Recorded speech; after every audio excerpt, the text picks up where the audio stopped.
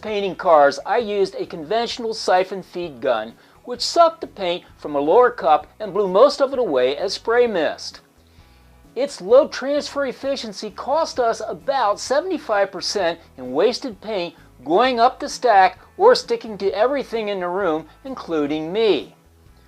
Back then, safety precautions were pretty much out the window. I can remember actually spraying lacquer with the gun in one hand and a lit cigarette behind my back in the other. Most small spray guns sold today are labeled HVLP, meaning high volume, low pressure. The HVLP spray gun itself requires a lower pressure. A higher volume of air is used to atomize and propel the paint at that lower pressure.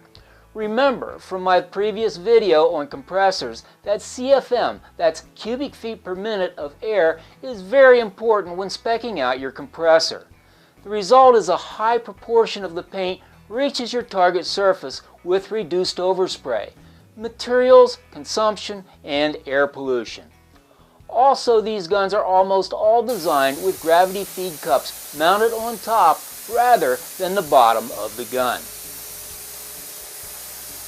The business end of the gun has two main components: the fluid tip, which regulates the flow of paint, and the air cap, which atomizes the paint. I'm removing the fluid tip. It's already been loosened. Here you can see the needle. Gravity allows the paint to flow down into the head of the gun and is controlled by the needle. Note the holes for the airflow surrounding the fluid tip opening. The trigger has two positions. Pulling it partially back introduces air into the air cap without pulling back the needle. As you continue to pull the trigger back, the needle will start to move, opening up the tip so the fluid can flow.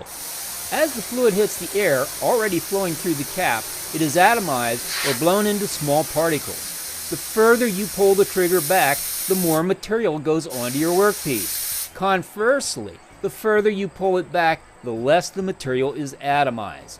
The gun also has a fluid adjustment knob, top rear, that will restrict the distance you can pull the trigger back. I always leave this wide open and control the fluid flow I want with the trigger. I'll talk more about this in a later segment. I find that for spraying latex paint, the 2mm tip supplied with this gun works quite well. I need about 25 to 30 pounds of pressure at the gun. To adjust the regulator, pull the trigger to the air position and turn the knob. If you don't have a regulator at the gun, you may use the flow valve at the base of the handle. If you don't have either a regulator or a built-in flow valve, you may use an external valve, such as the one on this Binks gun. However, a small regulator is well worth the investment. This gun comes already equipped with a regulator and is available through my Tools I Use Amazon store at www.budmanproductions.com. The fan control regulates the pattern of the spray. With the fan control turned off, air flows just through the center of the cap. As you open the valve, air is introduced into the wings on the cap, which flatten the spray. Here is an example of the pattern you get with the valve closed. A good use for this pattern is on edges such as these louvered doors. By using a narrow fan, less material is wasted. I just can't imagine hand painting a louvered door when I can spray it. Opening the valve will give you a vertical spray pattern. The width of the fan is determined by how much you open it. Turning the wings of the air cap vertical will give you a horizontal spray pattern.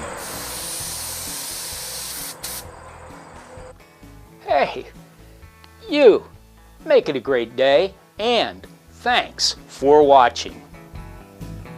Check out our Tools I Use Amazon online store at www.budmanproductions.com. That's www.budmanproductions.com.